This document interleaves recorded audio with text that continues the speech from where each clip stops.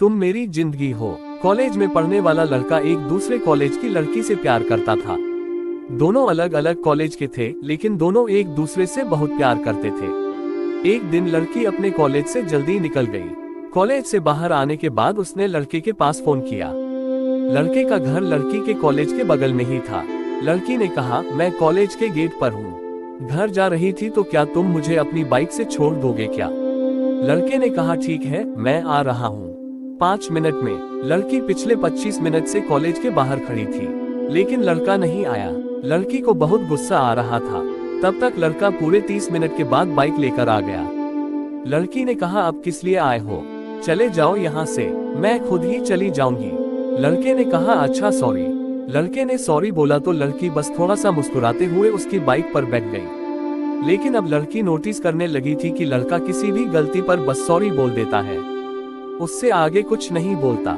लड़की ने ये भी नोटिस किया कि लड़का ऐसा इसलिए करता है ताकि उसे उसकी गलती के लिए ज्यादा एक्सप्लेन न करना पड़े, जबकि पहले लड़का ऐसा नहीं करता था। लड़के और लड़की के रिश्ते के बीच ऐसा बहुत दिनों तक चला। अब तो लड़की भी लड़के के सॉरी से तंग आ चुकी थी।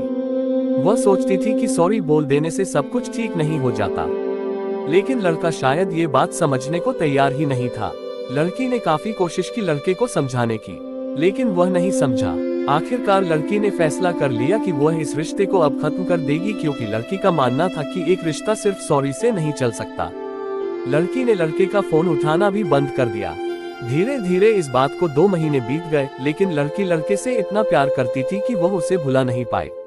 फिर एक दिन लड़की लड़के से मिलने के लिए उसके कॉलेज के बाहर गई, जहां उसे पता चला कि लड़का तो महीनों से कॉलेज में नहीं आ रहा है। लड़की घबरा गई। उसने लड़के के पास फोन किया तो उसका नंबर बंद आ रहा था।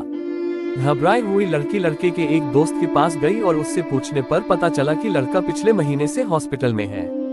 लड़की भागती हुई हॉस्पिटल पहुंची, जहां उसने देखा कि लड़का एक बेड पर लेटा हुआ है और बड़ी मुश्किल से कुछ बोल पा रहा है। उसे देखकर लड़की रोने लगी। लड़की को देखकर लड़के के भी आंखों से आंसू निकलने लगे। फिर बड़ी मुश्किल से लड़के ने कहा सॉरी और फिर आंखें बंद कर ली। उसके बाद लड़के ने कभी आंखें नहीं खोली।